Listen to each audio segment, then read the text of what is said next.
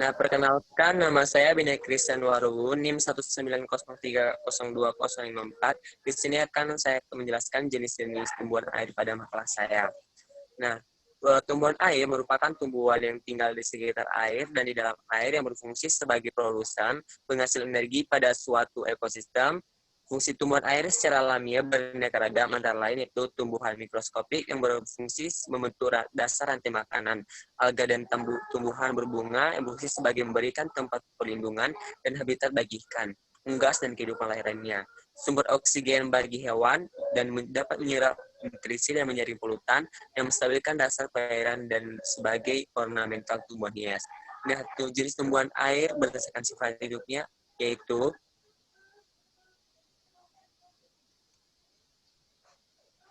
marginal plant atau tumbuhan air tingkat tinggi tumbuh di tepian, yaitu bunga lotus dan lumba nucifera. Bunga lotus ini memiliki tangkai bunga tegak dan bunganya tidak mengapung di permukaan air.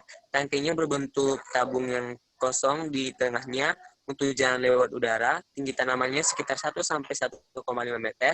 Tumbuh di dasar rawa, danau, atau sungai yang berlumpur dan memiliki air yang tenang dan digunakan sebagai penghias kolam di tanaman taman.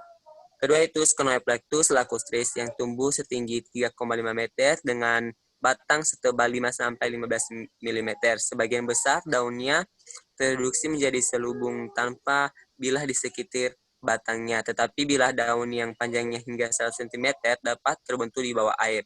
Hidupnya di rawa, tepi kolam dangkal, sungai, dan danau, dan dapat membantu melindungi dari angin dan kekuatan air, sehingga memungkinkan pembentukan jenis tanaman lain dan mengurangi dari erosi.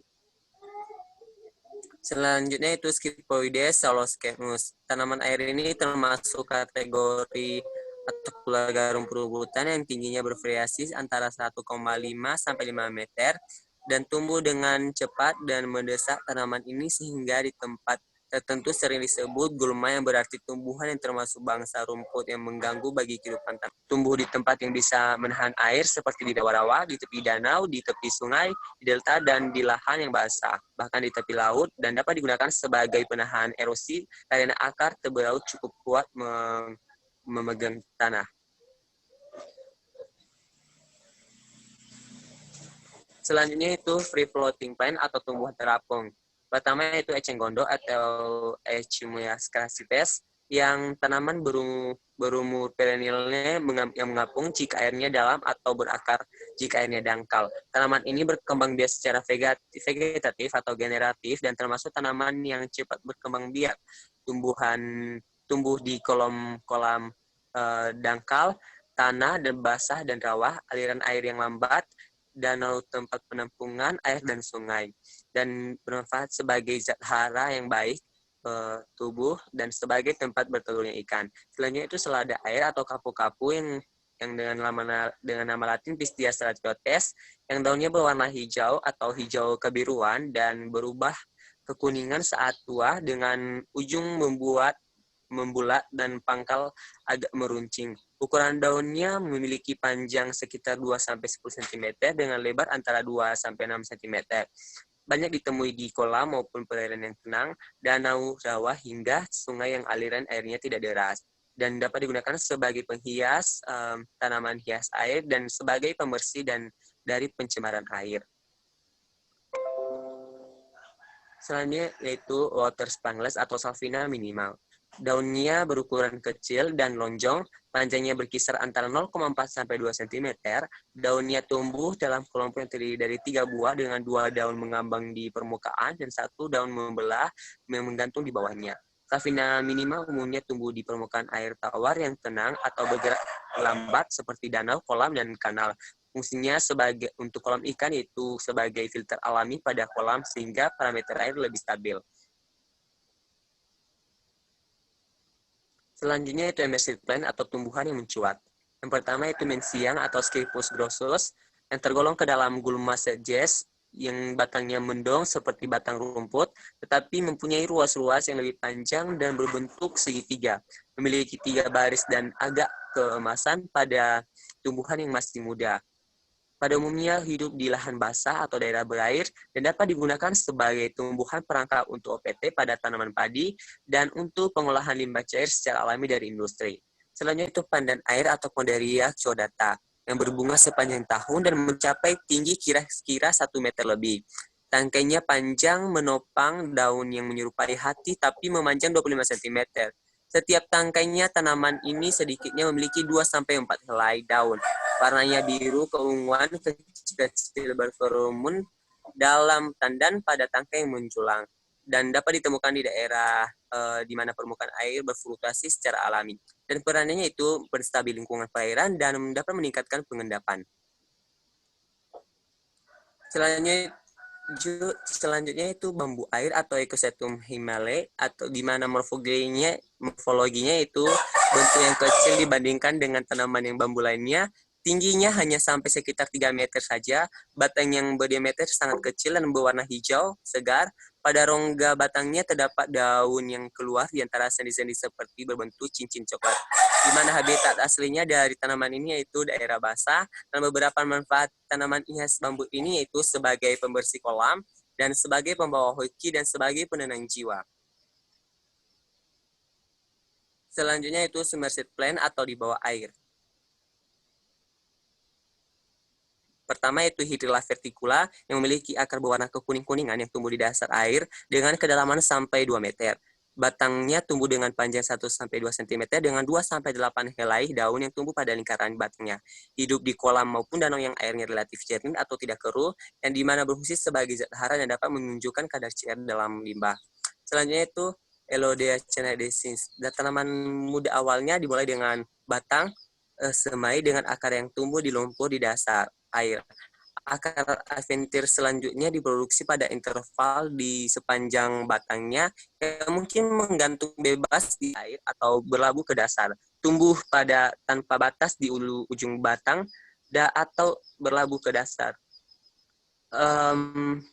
Tumbuh di berbagai iklim, tetapi terutama ditemukan di daerah beriklim sedang dan berfungsi sebagai penyedia habitat.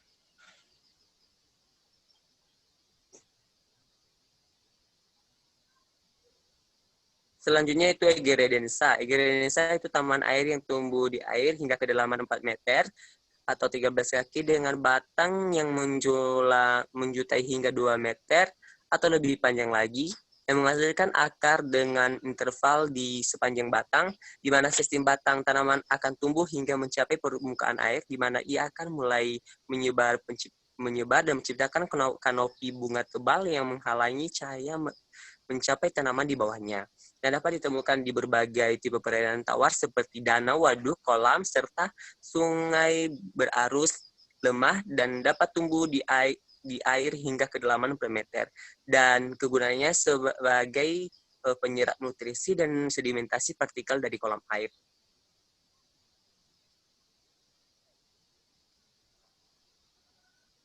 Selanjutnya itu rooted floating plant atau tumbuhan terapung berakar di dasar. Di mana pertama yaitu teratai nimpe sp yang tanaman bunga teratai mempunyai morfologi terdiri dari akar, batang, daun, dan bunga. Akar tanaman ini menancap ke dasar kolam sehingga bisa sebagai pencenggram tanaman agar tidak terbawa arus. Bunga teratai memiliki akar yang berongga dan jadi tanaman di kebun-kebun karena bunganya yang sangat indah. Selanjutnya itu kangkung atau ikomen akuatik, di mana panjang dari tumbuhan airnya sekitar 3 meter. Batang bulat, beruas, dan berongga, gundul, bercabang,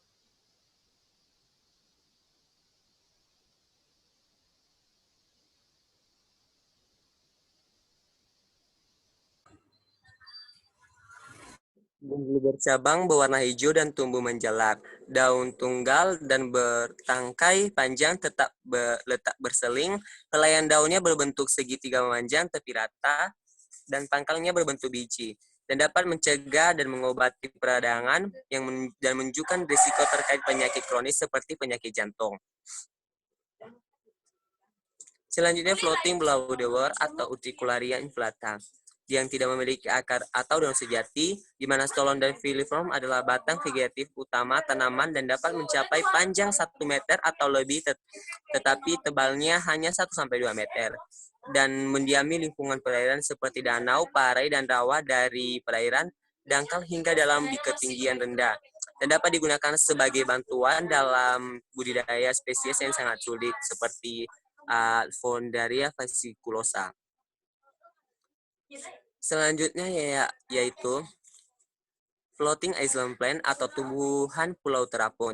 Pertama itu common rose atau Juncos evus, di mana tumbuh dalam rumpun besar setinggi sekitar 1,5 meter di tepi air di sepanjang sungai dan parit, tetapi dapat menjadi invasif di mana dengan tanah yang lembab. Batangnya berbentuk silinder halus dengan isian empulu ringan dan dapat ditemukan tumbuh di daerah basah seperti lahan basah, daerah tepi sungai, rawa, dan di mana kegunaannya yaitu memperbaiki kualitas air dan memberikan habitat baru bagi hewan. Selanjutnya itu iris versicolor, di mana yaitu tumbuhan herba tahunan berbunga, tumbuh setinggi 10-8 cm.